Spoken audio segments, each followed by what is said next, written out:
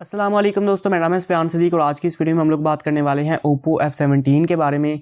F17 Pro पहले ही Pakistani market में launch हो चुका है जिसकी प्राइस 52,000 रुपीज़ है और अब OPPO F17 पाकिस्तान में लॉन्च होने जा रहा है। इसकी लॉन्च डेट कंफर्म हो चुकी है। 12 दिसंबर को इसे पाकिस्तान में ऑफिशियली लॉन्च किया जाएगा, जबकि 9 दिसंबर से इसे दराज पर अवेलेबल भी कर दिया जाएगा। इसकी प्राइस निकल कर आ चुकी है। OPPO F17 की 8GB 128GB के साथ पाकिस्तान में प्राइस रखी गई है 40,000 रुपये। इस वीडियो में इसी बारे में बात करेंगे कि क्या ये मोबाइल अपने प्राइस टैग को जस्टिफाई करता है या नहीं, जो कि ये डेफिनेटली नहीं करता।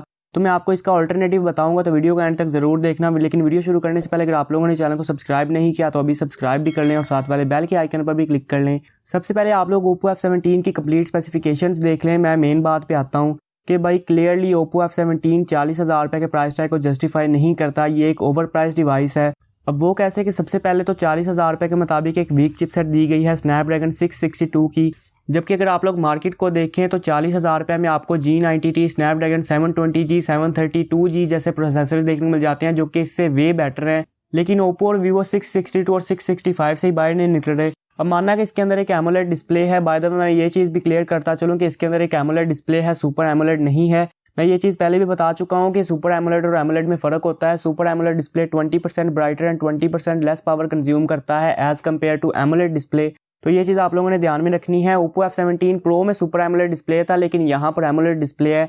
इसके साथ यहाँ पर वाटर ड्रॉप नॉच दी गई है जो कि अगेन 40,000 रुपये के प्राइस टैग को जस्टिफाई नहीं करती। इस टाइम पर ऑलमोस्ट सारे मोबाइल ही 5 होल डिस्प्लेस के साथ आ रहे हैं। OPPO F17 Pro में भी एक डुअल 5 होल डिस्प्ले था, तो यहाँ पर भी एटलीस्ट एक सिंगल 5 होल डिस्प्ले होना चाहिए था। अब आते हैं इसकी राइट प्राइस पर कि किस प्राइस पर यह मोबाइल एक वैल्यू प्रोवाइड कर सकता था। तो मेरे ख्याल से अगर इसकी 35,000 रुपये प्राइस रखी जाती तो ये एक अच्छा पैकेज हो सकता था, लेकिन 40,000 रुपये में ये एक ओवर प्राइस डिवाइस है। और इसी पॉइंट पर इसका ऑल्टरनेटिव एंट्री करता है जो कि है Vivo Y51। इसकी रिटेल प्राइस 35,000 रुपये और इसमें आपको OPPO F17 से बेटर स्पेसिफिकेशंस देखने को मिल जाती हैं। लाइक सबसे पहले इसमें एक एमोलेड डिस्प्ले है, स्नैपड्रैगन 665 का प्रोसेसर है, बैक साइड पर 48 मेगापिक्सल का कैमरा है, 4500 mAh की बैटरी है। सिर्फ एक चीज़ है कि इसमें 18 वाट की चार्जिंग है, OPPO F17 में 30 वाट की चार्जिंग है। लेकिन इसी चीज़ को कवर करते हुए Vivo Y51 में 4500 mAh की बैटरी है, जबकि OPPO F17 में सिर्फ 4000 mAh की बैटरी है।